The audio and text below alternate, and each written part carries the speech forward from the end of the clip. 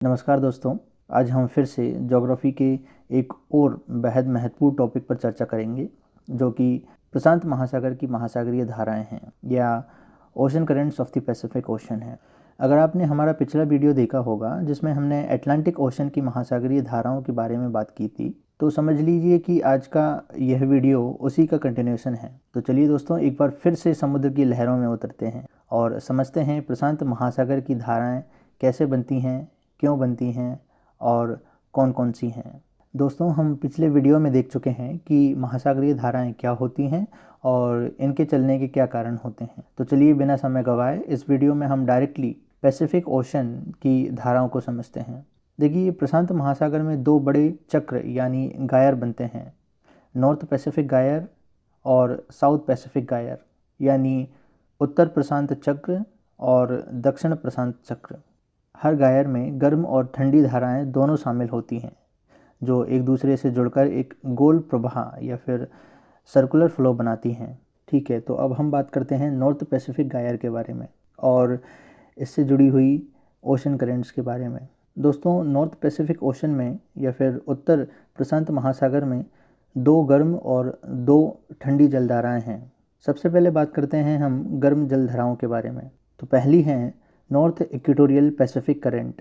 दोस्तों, यह जलधारा भूमध्य रेखा के ठीक उत्तर में पश्चिम की ओर बहती है और ये हवा के दबाव के कारण बहती है, जिसमें महत्वपूर्ण है ट्रेड विंड्स, जो इसे लगातार पश्चिम दिशा की ओर धकेलती रहती हैं। जब ये धारा फिलीपींस और ताइवान के पास पहुंचती है और इन द्वीपों से टकराती है, तो ये उत्तर की ओर मुड़ जाती हैं और यहीं से बनती हैं कुरोशियो करंट या जापान करंट।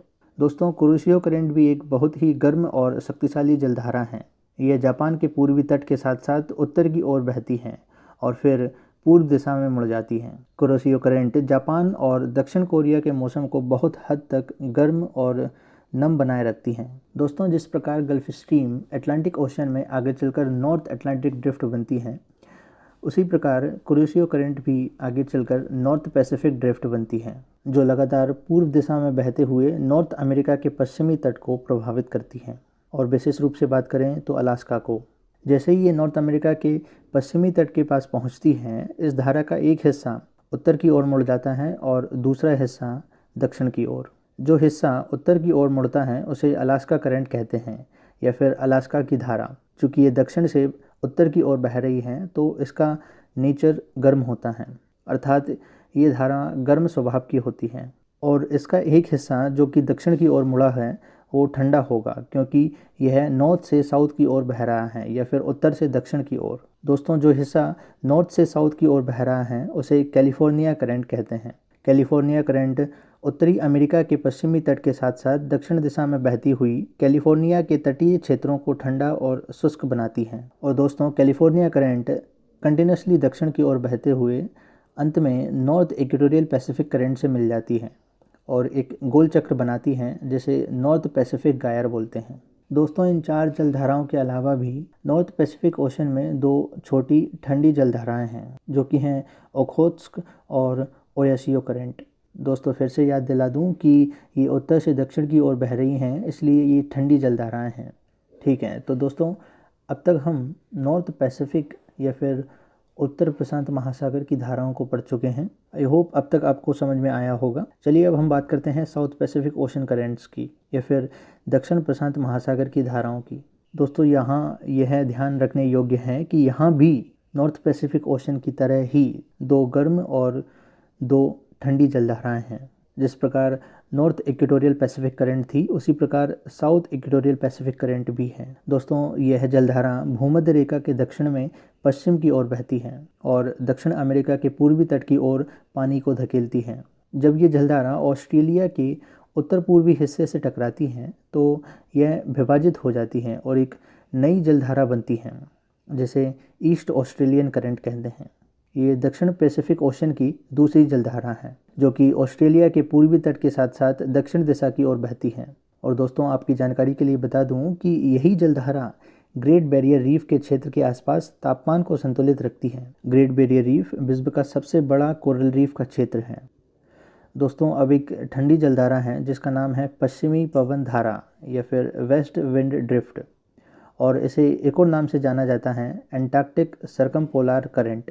ये जलधारा एंटार्क्टिका के चारों ओर पश्चिम से पूर्व की ओर बहती है। दोस्तों ये जलधारा बहुत तेज़ी से चलती है और दक्षिण प्रशांत महासागर, दक्षिण एंटार्क्टिका और दक्षिण हिंद महासागर तीनों को आपस में जोड़ती हैं। दोस्तों जब ये वेस्ट विंड ड्रिफ्ट पूर्व की ओर बहते हुए अफ्रीका के पास आती हैं तो इसका एक हिस्सा उत्तर की ओर मुड़ जाता है और एक हिस्सा लगातार पूर्व की ओर बहता रहता है।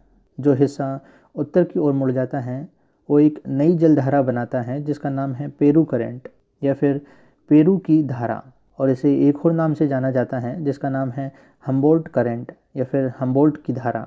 दोस्तों हम्बोल्ट एक जोग्राफर थे जिनके नाम पर इस धारा का नाम रखा गया है। उनका पूरा नाम था अलेक्जेंडर बोन हम्बोल्ट। अब पेरू की करंट दक्षिण अमेरिका के पश्चिमी तट के साथ साथ उत्तर की ओर बहती है। दोस्तों यह ठंडी जलधारा बहुत पोषक तत्वों को ऊपर लाती है और इसी के कारण पेरू और चिली के तट को दुनिया का सबसे बड़ा मत्स्य पालन क्षेत्रों में से एक गिना जाता है। दोस्तों पेरू की धारा सबसे महत्वपूर्ण इसलिए हो जाती है क्योंकि जब कभी ये धारा कमज़ोर पड़ती है तो एल नीनो नामक एक घटना होती है जिससे दुनिया भर में जलवायु प्रभावित होती है और जलवायु में परिवर्तन होता है। साथ ही भारत में भी मानसून प्रभावित होता है और ऑस्ट्रेलिया में सूखा और अमेरिका में बाढ़ जैसी घटनाएं होती हैं। दोस्तों पेरू की करंट आगे चलकर साउथ पैसिफिक इक्वेटोरियल करंट में मिल जाती हैं और फिर से एक गायर बनाती हैं जिसे साउथ पैसिफिक गायर बोलते हैं, यानी दक्षिण प्रशांत गायर। दोस्तों जो गायर नॉर्थ पैसिफिक ओशन में बनता है वो क्लॉकवाइज चलता है यानी घड़ी की सुई के अनुसार, और जो गायर दक्षिणी प्रशांत महासागर में बनता है वो घड़ी की सुई की विपरीत दिशा में चलता है यानी एंटी क्लॉकवाइज डायरेक्शन में। तो दोस्तों इसी के साथ हमने प्रशांत महासागर की धाराओं को पढ़ लिया है। हर जलधारा चाहे वह गर्म हो या ठंडी पृथ्वी के जलवायु संतुलन को बनाए रखने में महत्वपूर्ण भूमिका निभाती है। दोस्तों आई होप आपको प्रशांत महासागर की जलधाराएं समझ में आई होंगी। यदि आप चाहते हैं कि अगला वीडियो हिंद महासागर की जलधाराओं के ऊपर बनाया जाए तो कमेंट में ज़रूर बताएं। तब तक के लिए बहुत बहुत धन्यवाद।